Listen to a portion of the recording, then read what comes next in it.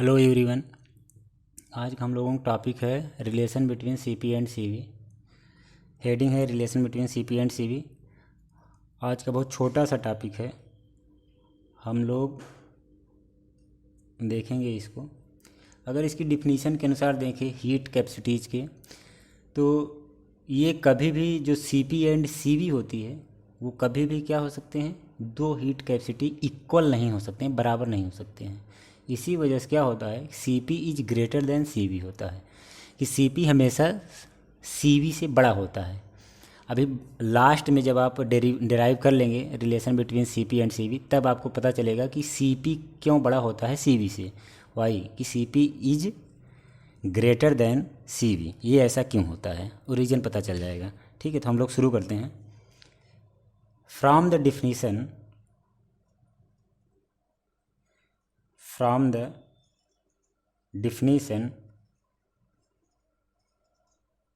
it is clear that it is clear that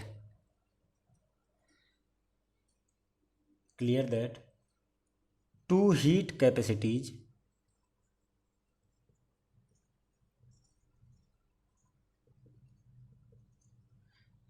are not equal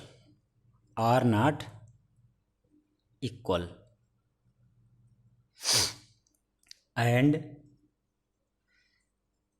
Cp is greater than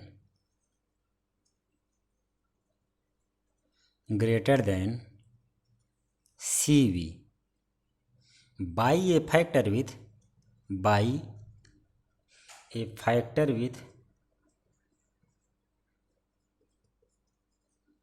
'factor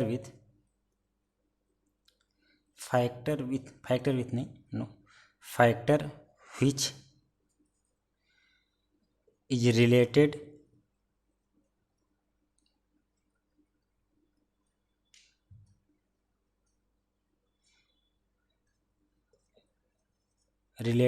to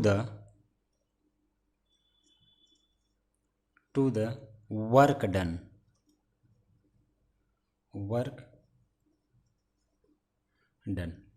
Thus, increase in temperature of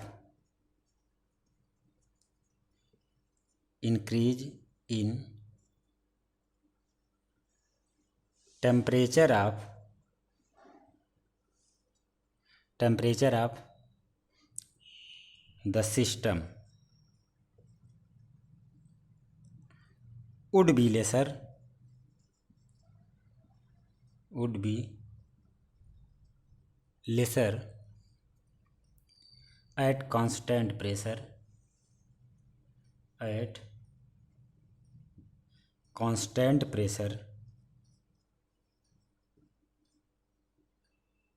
than at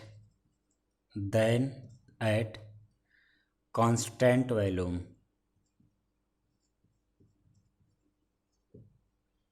okay, हो गया, मिटा दिया जाए। आगे है कि हम लोग जानते हैं, we know C P equal to D H upon D T. क्या होता है, we know C P equal to D H upon D T, और सी वी इक्वल टू क्या हो जाएगा, D E upon D T. इसको equation हम लोग क्या मान लेंगे, 1। इसको इक्वेशन क्या मान लेंगे हम लोग, 2। ठीक, इसकी आगे ज़रूरत पड़ेगी। आगे क्या है, एंड बाय डिफिनीशन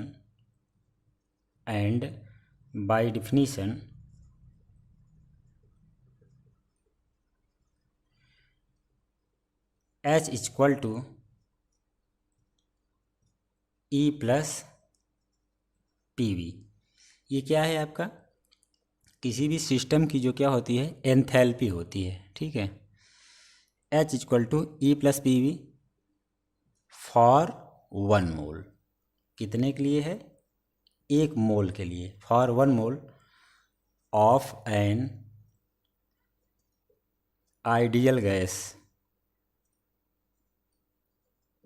किसके लिए? For 1 mole of an ideal gas, आदर्श गैस के लिए, ना कि रियल गैस के लिए। आइडियल मीन्स आदर्श। अब इसी को हम क्या लिख सकते हैं, इसी इक्वेशन को H equal to E plus RT। ठीक, E प्लस RT भी लिख सकते हैं। कैसे? आपको पता है, चूंकि PV इक्वल टू क्या होता है? RT होता है। तो PV के स्थान पे हम RT को क्या कर सकते हैं? लिख सकते हैं। ठीक है, अब इसी इक्वेशन को क्या कर दीजिए आप, इसी इक्वेशन को डिफ्रेंशिएट कर दीजिए। ठीक है, जगह कम है तो इसलिए मिटा देते हैं, तब डिफ्रेंशिएट करते हैं। आप लोगों ने नोट कर लिया? Okay.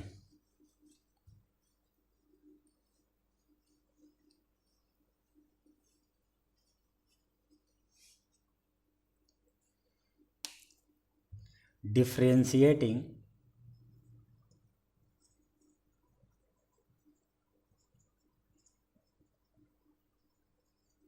With respect to, shortcut में है, with respect to temperature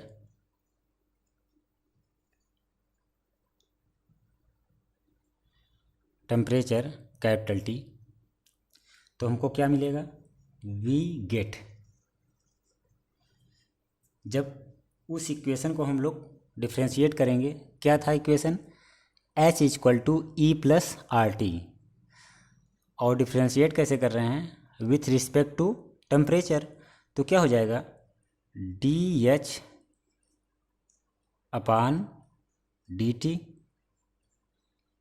DE upon DT plus R हो जाएगा। R कैसे हो जाएगा? क्योंकि जब RT को डिफ्रेंशिएट किया जाएगा तो R कांस्टेंट है, और DT बाई DT क्या हो जाएगा? 1 हो जाएगा। तो इसलिए क्या बचेगा? सिर्फ R बचेगा। अब आपको पता है कि DH upon DT equal to क्या होता है? CP होता है, और DE upon DT equal to क्या होता है? CV होता है। तो रख लीजिए, वैल्यू पुट कर दीजिए कि CP, इसके स्थान पे क्या लिख सकते हैं? CV, और ये क्या है आपका? R है। अब ये आया कहाँ से? तो आप कह सकते हैं जो शुरुआत में आपने इक्वेशन 1 और 2 माना था, वहाँ से, कि बाई यूजिंग इक्वेशन 1 एंड 2। ठीक, वहाँ पे देखा था ना आप लोगों ने, CP इक्वल टू क्या था? DH अपान DT, और CV इक्वल टू क्या था? DE upon DT। ठीक, अब CV को आप इधर क्या करेंगे?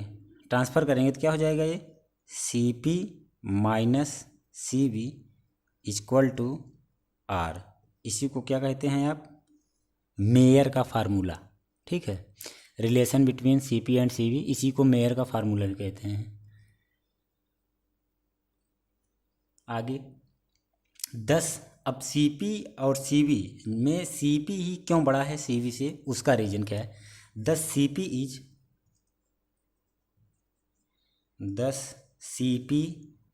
Is greater than CV, greater than CV by a gas constant, by a gas, by a gas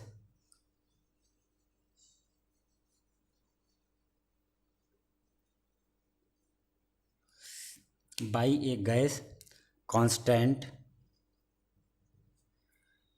whose volume is,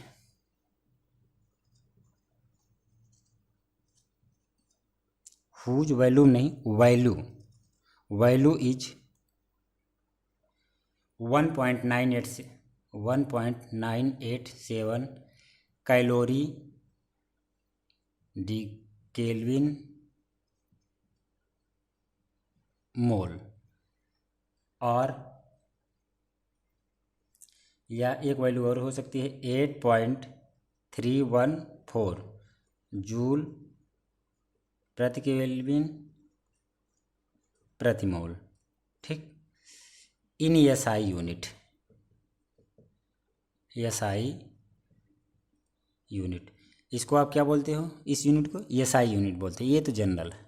ठीक, इसी वजह से क्या हो जाता है, बड़ा हो जाता है। किससे बड़ा हो जाता है, सीपी जो है बड़ा हो जाता है सीवी से। क्योंकि अगर इसी रिलेशन को आप इस तरीके से देखेंगे कि CP equal to CV plus R, देख रहे हैं ये दो वैल्यू मिल करके, ये गैस कांस्टेंट मिल करके भी इसके क्या है, ये बराबर है। इसी वजह से CP is greater then CV हो जाता है। ठीक, फिलहाल आज की वीडियो यहीं समाप्त होती है। आप सब लोग लाइक, शेयर और चैनल को सब्सक्राइब करिए। ओके, थैंक यू, धन्यवाद।